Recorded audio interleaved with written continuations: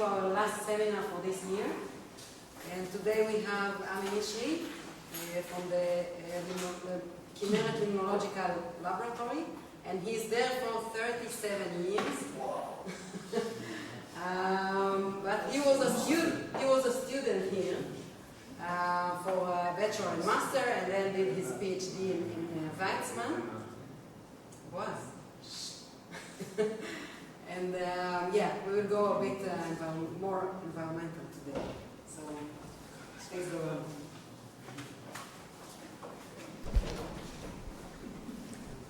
Okay, so this is part of a bigger project that was dealing with trying to connect River Jordan and Lake Kinneret. This part is mainly dealing with processing data from a very large database of chemistry, biology, and physics that we have in our system. I wanted to thank Asaf Sukenik particularly and some other people there that assisted me in discussions. So let's first talk about the Hula Lake and the marshes. Lake Kinneret is positioned there on the map on the right side, on the edge down there. And Lake Hula is some 20 kilometers north of it. There was a lake, it doesn't exist anymore.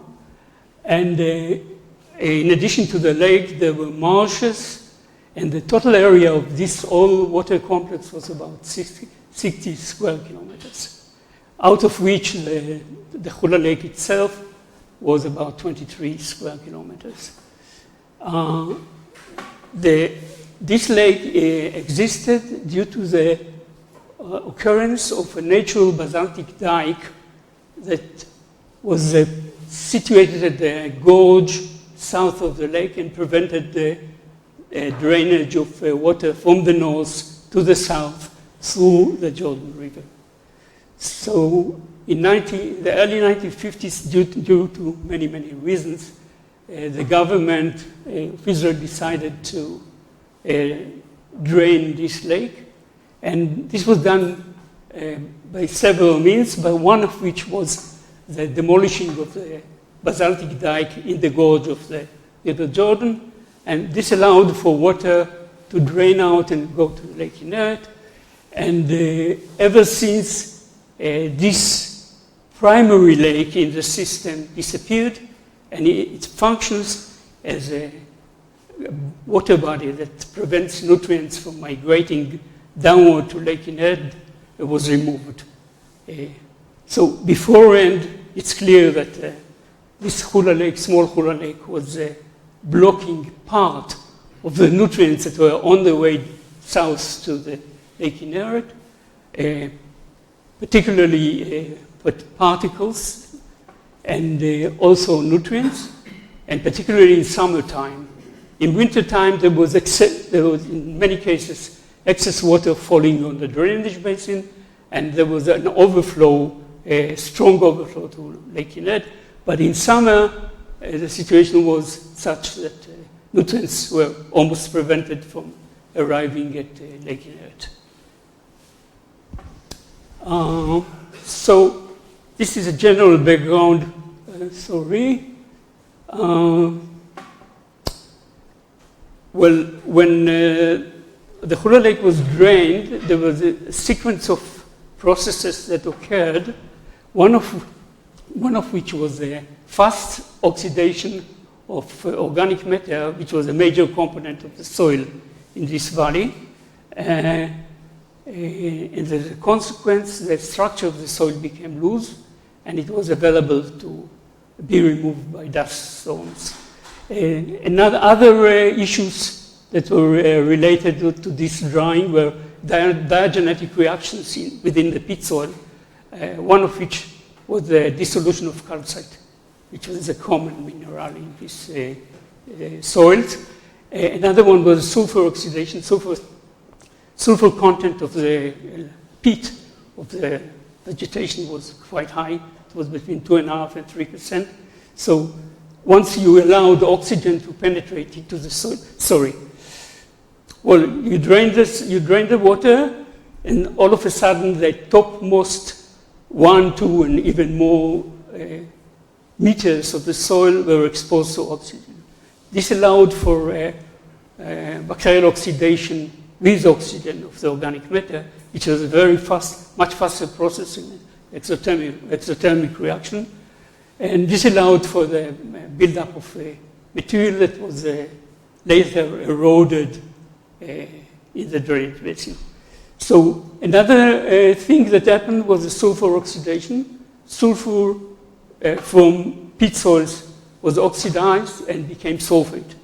And sulfate interacted with the calcium released from the calcium catalytic solution to form gypsum. And I would say a few words about gypsum in the cross-section there. And gypsum was up to 20% of the bulk sediment mass in the soils. So one should remember the number, the volume of the system, the water system prior to the drainage. It was about 50 million cubic meters. That means that this allowed for a rather high storage of fresh water coming, particularly in summer, to the system.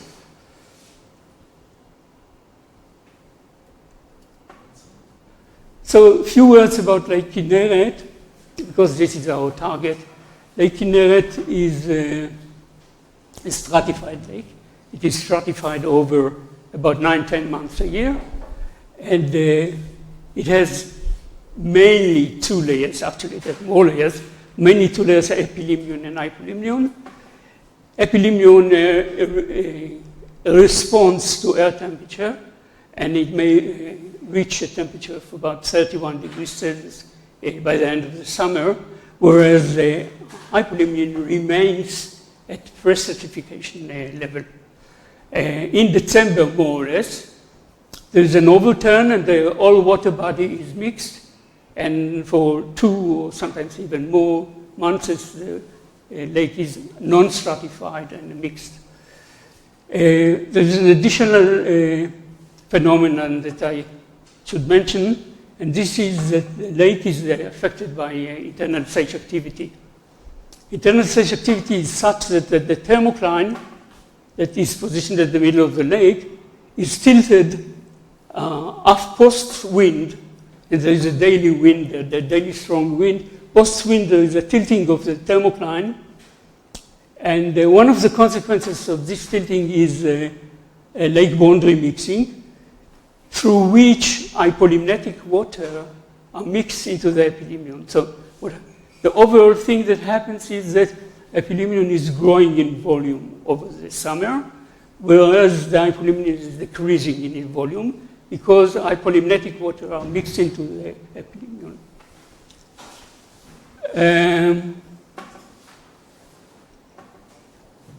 Okay, the issue that I am going to talk about is the almost disappearance of a main type of algae in the lake, the spring bloom of a dinoflagellate Peridinium gatonense in the early 1990s.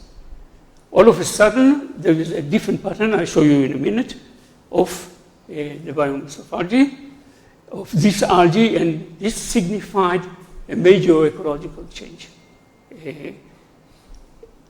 So this is just a plot of chlorophyll versus Peridinium biomass as is measured, peak Peridinium biomass as is measured by the lab, by people in the lab. And one can see that there's a very good correlation between the 2 parameters.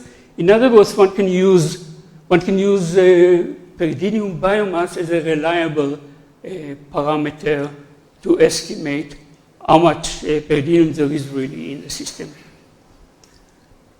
So the long-term pattern of Peridinium in the lake is such, you can see that until the early 1990s, there was a rather high biomass of peridium in the system.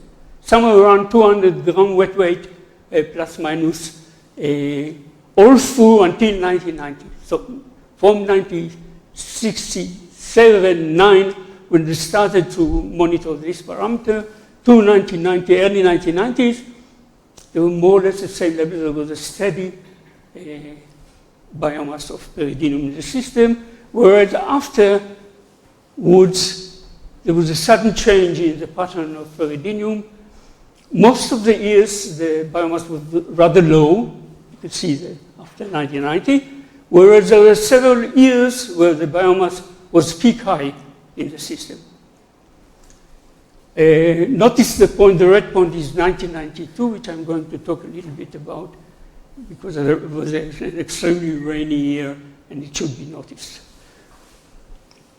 Another issue is that when you plot the biomass of algae versus the riverine water discharge, there is some sort of relationship one can see. That the larger the volume of water flowing in the river, the larger the biomass is on the overall the data. I didn't distinguish here between the 1990s and pre-1990s. So in other words, this is a very significant indication that it's an issue of nutrients that are coming through the river and that this affects the success of the peridium biomass in the system. Okay, this was an introduction, and now I switch on to what happens now in the Hula Valley. Hula Valley is now a cultivated soil drained by a system of drainage canals. This converge at the southern side, moving into the ancient route of the Jordan River. So I took as an example the so-called Z Canal. Z Canal is a main drainage canal, and we were trying to sample it quite frequently at a certain location. You came there twice a month or so. And the temporal pattern of several parameters are presented here. This is the pH above. And one can see that in winter, there is a decline in pH. The pH declines from an average of nearly 8 to a pH of about 6.5. That's the first indication that these are actually peat water, water contained within the peat, which is adjacent to this canal, that are drained into the system and make the pH lower of the water flowing within the canal. Another parameter is nitrate and ammonium. Most of in the peat itself, in the reducing environment of the peat, the soluble nitrogen species that predominates is ammonium. And the concentration of ammonium is rather high. It's nearly 20 milligram per liter within the peat water adjacent to the canal. So in winter, one can see there is a sudden rise in ammonium concentration and in nitrogen concentration in the canal. Whereas afterwards, there's a practically very low concentration and some sort of steady state within the canal. Because ammonium is such a high concentration within the peat, it goes together with the fact that the pH became lower and that ammonium was kicked into the canal from the peat salts due to the rainy season. And once it arrived at the canal, the conditions in the canal itself are different. It's oxidized, of course, and the consequence of this is a very fast so-called nitrification. So not only ammonium is present in the winter time, but also nitrate, which is a product within a time scale of several hours. Ammonium becomes nitrate in the system. Now let's take the star of the project here, which is soluble reactive phosphorus, which is black markings, and particulate phosphorus, which is empty marking. One can see that within the canal, there is no increase of soluble reactive phosphorus, even in winter time, when we know that within the pit, the concentration of soluble reactive phosphorus is extremely high, it's about 1-2 milligram per liter. But there is no, this is a microgram scale there in the figure. So that means that something prevents the soluble phosphorus from, when it leaves the reducing pit environment into the oxidizing Z canal environment, doesn't allow it to pass. Now, the same pattern appears for iron. There's a lot of iron too within the pit soil, and within the canal itself, there's practically no iron. So, if one notices the walls of the canal are reddish, and what happens there basically is that the iron comes as iron 2, it meets the interface between oxygen and reducing conditions, and it precipitates as iron oxide. It gives the reddish color to the walls of the system. So now we sort of understand what happens to phosphorus. Phosphorus is coming as soluble phosphorus to the same interface where iron oxide is formed. It interacts with the iron oxide, it adsorbs onto it, and it doesn't appear in the water of the drainage canal.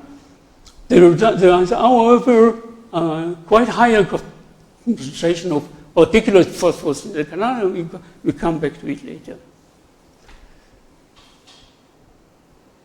Now, iron oxide, phosphorus bound to iron oxide is not the only species of particulate phosphorus in the system. There's also calcium-bound phosphorus in the system, particularly in the aerated part of the soil. But because it is sparingly soluble, the calcium-bound phosphorus, I don't refer to it in this lecture. So practically the mechanism of hydroxide ion is competing with phosphorus on adsorption sites on the iron oxide. This is the rules of the game. This is everywhere common. So if you have an ambient environment with a very high pH, there's a very good chance that hydroxide ion in the water would replace phosphorus, would kick it out into the water, okay? If you have a relatively low pH in the environment, you would have the opposite.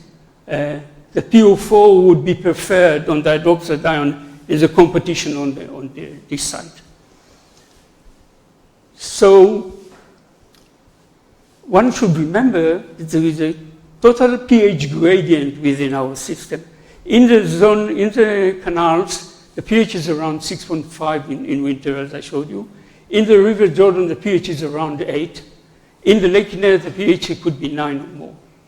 So you could see that the particle, which is phosphorus, which is adsorbed into iron oxide particle, its probable fate would be to dissolve within the River Jordan, and even more to dissolve when it arrives to Lake Kinneret. So it becomes more and more available, the phosphorus, once this particle is moving from the drainage basin into the lake itself. So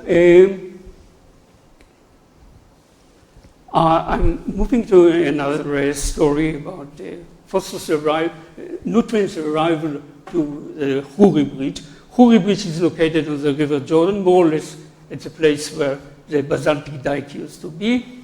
And this actually drains most of the basin on the way to Lake Kinneret. So these are temporal patterns taken in 1992 of different parameters. The upper parameter is the river's rain, one can say, look at the first two peaks, it's easier to look at it. You can see that the first two peaks of rain appeared somewhere in January, okay? First days of January. The river discharge responded within a time scale of a day. So water discharge in the river was raised on the same day that the rain.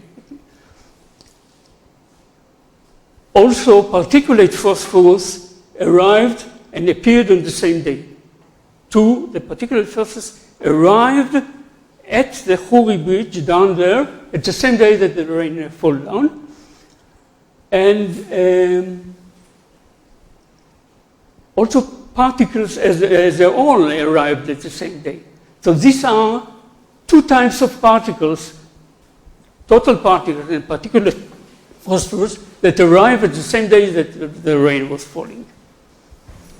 And here I show you the same pattern as compared to the dating of the rain. It's a daily sampling, so I allow myself to make conclusions about the time of arrival. Whereas soluble species arrive 2-3 days later.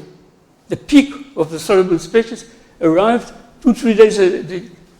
So particulate phosphorus arrived first, where the nitrogen and the nitrate, and sulfate.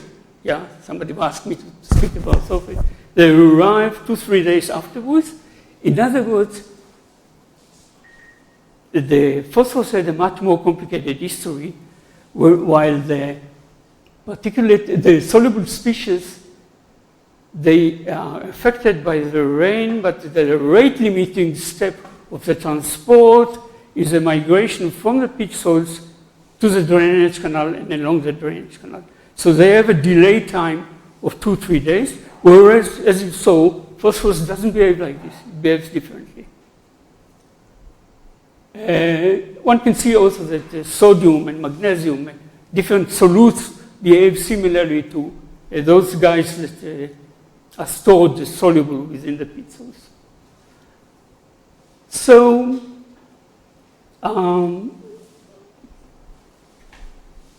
this is the recent situation in the Hula Valley. There's a substantial difference between the transpose behavior of phosphorus and of particulate phosphorus and of soluble species like ammonium and nitrate or sulfate that comes from within the pit soils. If you remember previously, I told you that phosphorus is hindered from crossing the border between crossing the wall. So here I present, maybe a stupid way to present the data, but the overall conclusion from this is that in the river itself, in the whole bridge itself, the concentration of soluble phosphorus is more or less rather high, contrary to the concentration in the Z canal, which is parallel actually to it. It's rather high, and it's about 25 microgram per liter. In other words, something happens on the way when the Z canal or its equivalent canals are emptied into the river itself. All of a sudden, soluble phosphorus increases in concentration, and its concentration resembles more the concentration of particulate phosphorus in the Z canal. So I'm concluding about this, that is actually, it's really the mechanism of that particulate phosphorus are kicked into the higher pH environment, soluble phosphorus is kicked out of it into the water and elevates the concentration of soluble phosphorus in the Jordan River. So, a few words about the drainage of the Hula Valley. More or less, I think I more or less talked about this.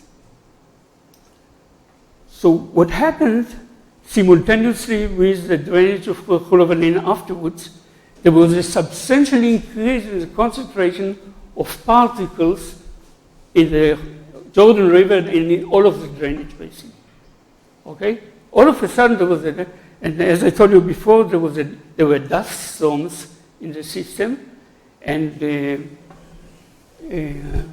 what happens, you can see a much higher concentration of organic nitrogen in this case in the River Jordan until the early 1990s, whereas afterwards it dropped down the concentration of organic nitrogen, which is an indication for organic matter.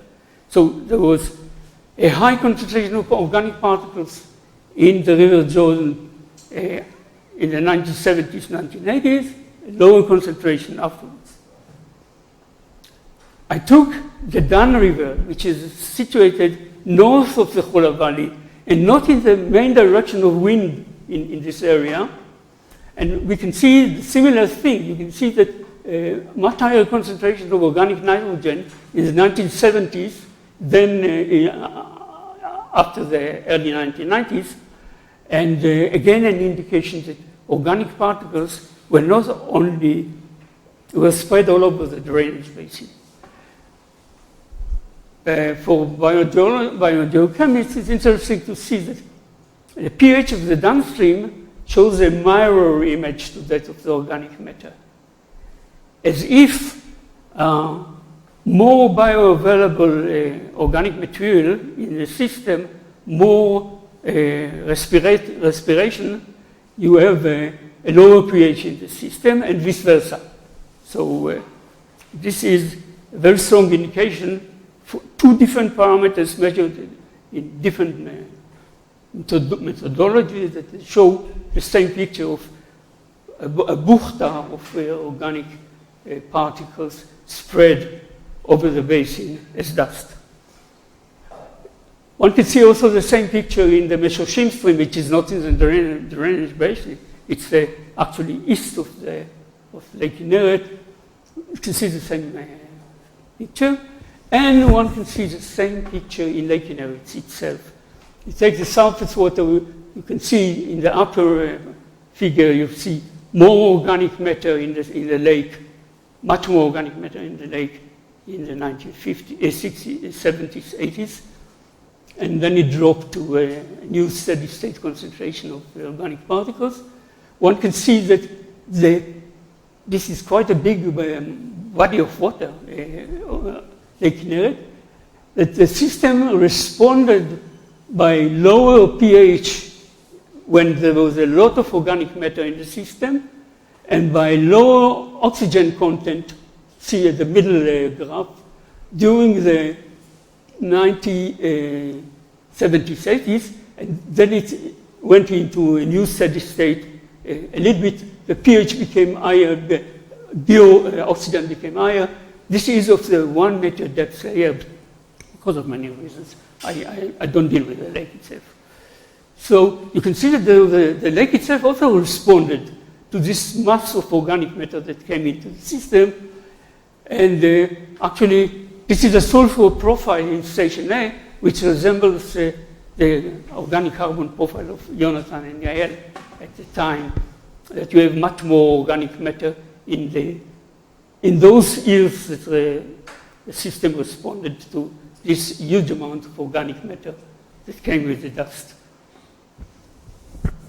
Okay, so when we have a record of various parameters in the Jordan River from 1968 or so till actually present, one can see a very, very distinct pattern of a decrease of time, the concentration of particulate matter in the river.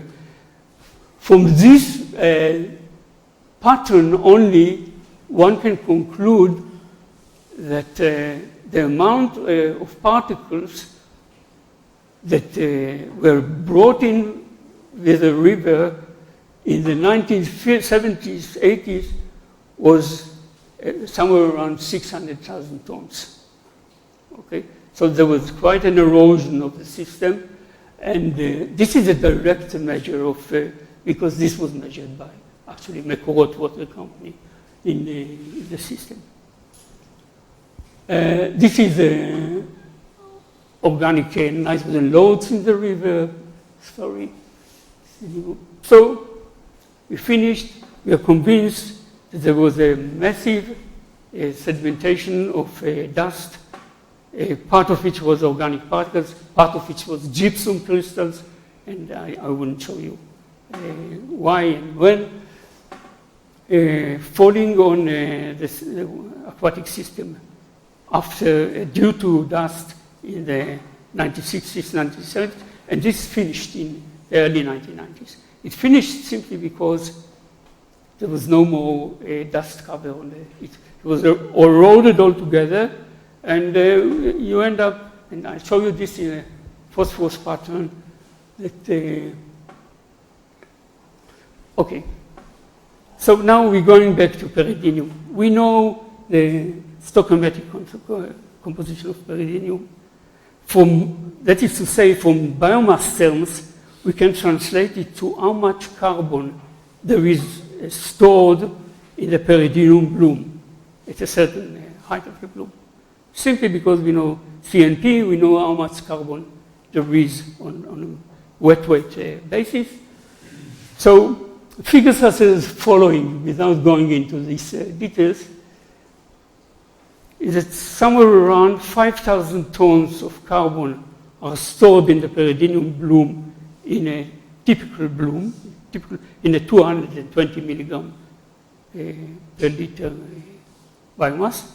And there's about 30 tons of phosphorus, about 320 tons of nitrogen. Because we know the stoichiometry of peridinium, we know the ratios between the elements within the peridinium. And now we ask ourselves, first question we ask ourselves, how the hell is the peridinium getting its carbon source? And where does it get its carbon? Because Lake Kinneret is a relatively alkaline lake. Somewhere around 98% of the carbon, in the soluble carbon of the gas in the system appears as bicarbonate. 1.5% appears as a CO3 minus carbonate ion, and very little CO2 there is in the system.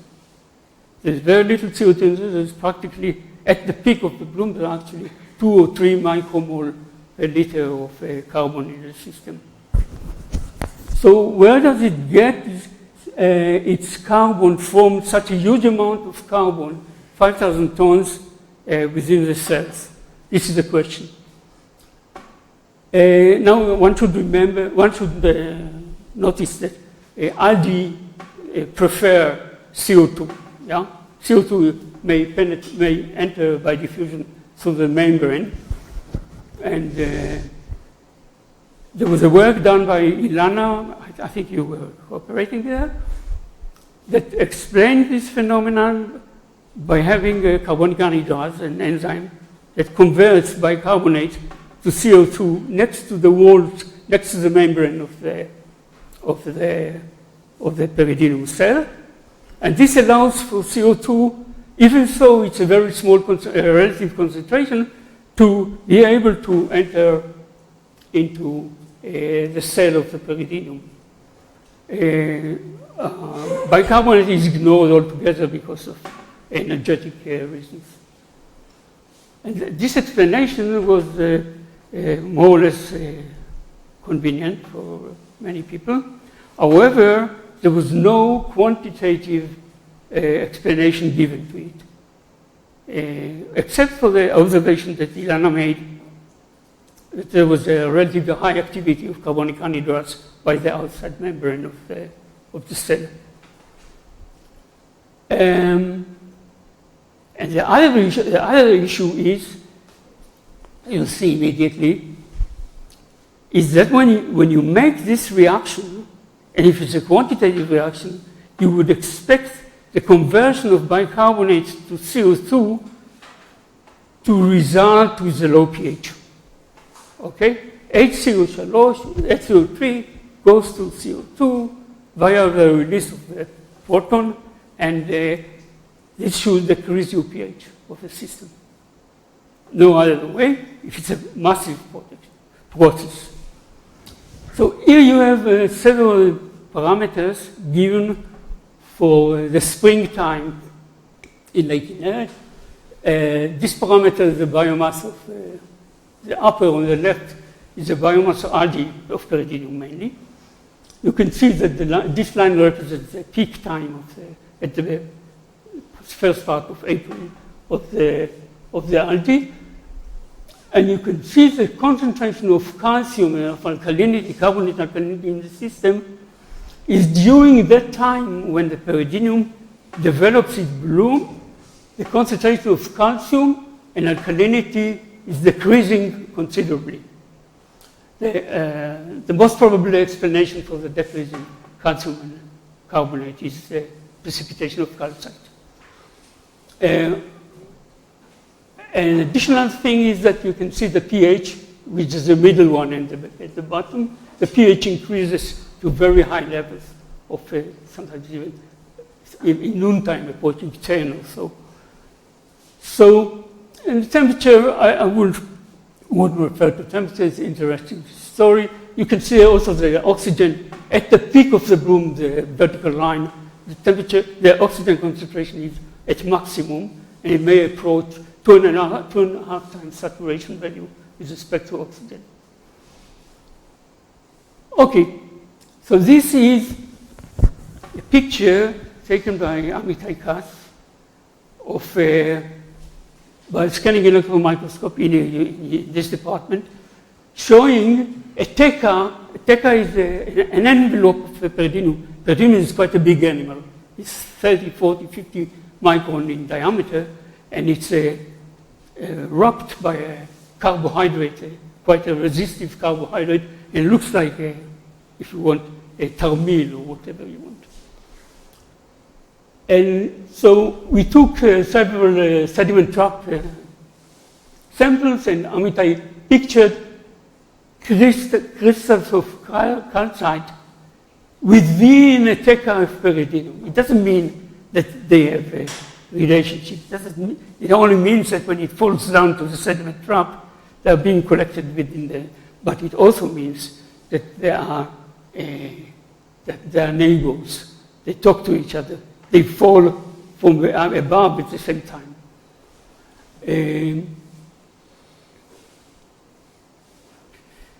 One should remember that Peridium blooms is between 1.5 and 2.5 meters depth in the lake. You'll see the peak of the Peridium at 1.8, 1.9 meters depth, and the peak of the calcite in the system is at the same depth. So those two guys, they form at the very same layer, at the very same time, and they happen to drop into the sediment trap and have such a nice picture as shown previously. So basically, if you write down the calcite precipitation reaction, you could see that when you interact calcium and bicarbonate, 2 moles of bicarbonate, you get 1 mole of calcium carbonate precipitating and 1 mole of CO2 liberated. That is to see that for each mole of carbon that has been sedimented as calcite, there's 1 mole of CO2 being removed from the system because we don't see it in the system. The only way I can explain it is that it's being removed by uptake by Peridium. They live in the same niche at the same time, and these guys are producing huge amounts of CO2. By the way, the amount of calcite precipitating in Lake Kinneret is about 80,000, 90,000 tons of calcite in springtime, which is about 10,000 tons of carbon removed down.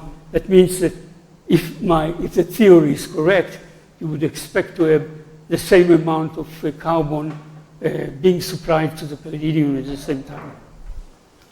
So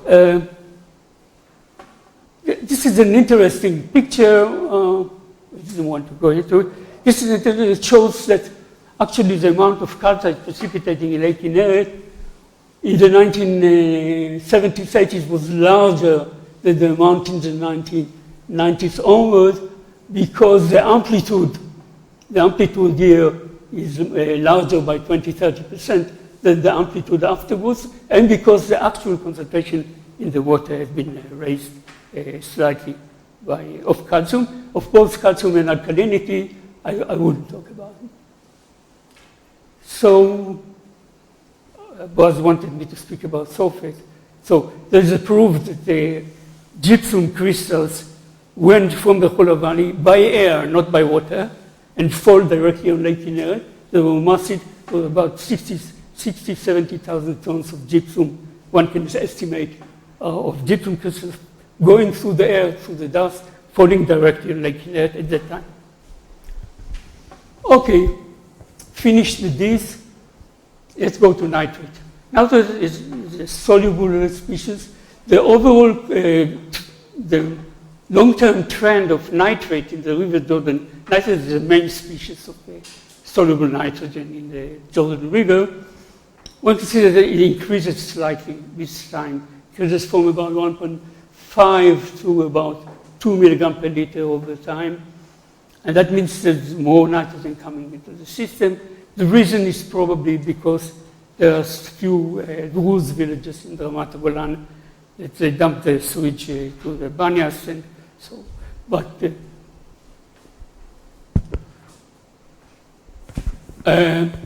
so when you have a very high, very strong rain, you have a pulse of nitrogen in the system. A pulse of nitrogen in the system because, what is this? No, I didn't want to show this. So let's go, because the time is short. I go, nitrogen is not considered as a limiting nutrient simply because there's enough nitrogen for a large bloom of peridium coming to the system, and that there is a surplus of nitrogen as nitrate in the epilimnion after the peridium bloom, after it crashes. There's still 100, 200 tons of nitrate in the system, implying that there's enough nitrogen in the system, and this is not the guy that caused the biological changes in the system. The guy that caused the biological changes is the phosphorus. If you look at the phosphorus, long-term pattern of phosphorus in the system, there's a clear decline of phosphorus in the system coming through the River Jordan. And as I told you previously, perhaps you didn't notice, in order to have a reasonable bloom of peridium, you must have at least 30 tons of phosphorus coming every year from the river. This is by the stoichiometry of the peridium. Probably more because during growth, part of the peridium settles down to the bed sediments. What you have at the end of the bloom, at the peak of the bloom, is a combined product of growth and net growth and something that has dropped down to the bed sediments. So basically, this is, for instance, the total dissolved phosphorus in the lake, in the epilimnion. You can see a very clear pattern of a drop, which is similar to the pattern that I showed you previously for particulate phosphorus in the system. So I was trying to send you a message that the dust that was deposited in all over the surface area of the drainage basin took with it, was consisted of particulate phosphorus also, of the type of phosphorus that once you kick it into the Jordan River, it converts to soluble phosphorus. So if you have a high reservoir, a large reservoir of particulate phosphorus in the drainage basin, and there is enough erosion in the system, more bioavailable particulate phosphorus comes to the Jordan and comes to the lake and is being translated into peridium bloom. In the 1970s, 80s, we had about 80, 90, 100 tons per winter, spring, particulate phosphorus coming in the Jordan River, whereas now we have only about 30 tons, which is hardly enough for small biomass of pyridinium.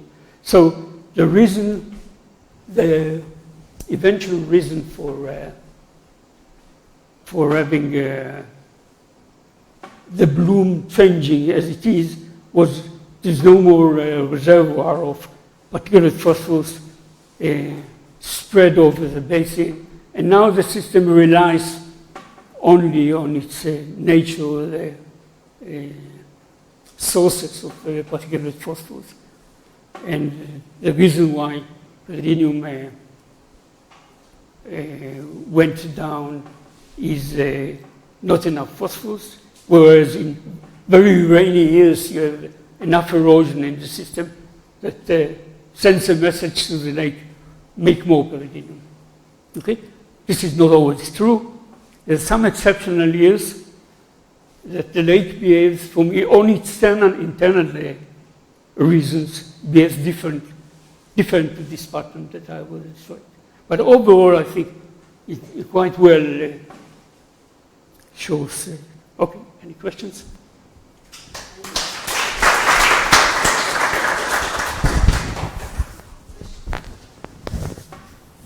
In 1994, there was the creation of the Agmon.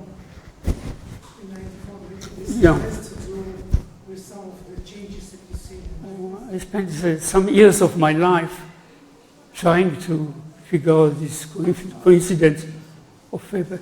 But when you judge how much water are diverted by the Agmon, okay, this is about 10 million cubic meters versus 450 million cubic meters flowing in the Jordan River. It's a juke in terms of quantities of water. Okay? It's not important. The Agmon. The Agmon is good. The Agmon and the drainage system that is associated is good to maintain the water level in the soil about 80 centimeters below surface, thus preventing oxygen penetration into deeper layers, which is the main issue. Okay? And it's good enough for type of vegetation that you have to have water. But it's a local thing that is important, but it doesn't affect my Lake Kinneret to a considerable. So what replaced the pyridinium? You said it went down. Concentration of pyridinium went down. Yeah. So what replaced it? Any other algae? The small algae is quite a good question, because I was claiming that once you have calcite sedimentation, CO2 is released into the water, then somebody is taking it. So what replaced the small algae? Small algae are probably also fed by the CO2. There are small algae that replace it, this is clear. I come here next year and I try to protect, to lecture on a topic of why did nitrogen fixers appear in the system afterwards in summer, but this is not the topic now.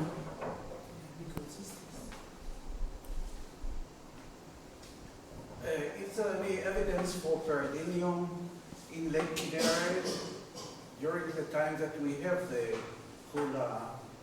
That we have, Pyridinium in Lake Kinneret before the 1960s. Okay.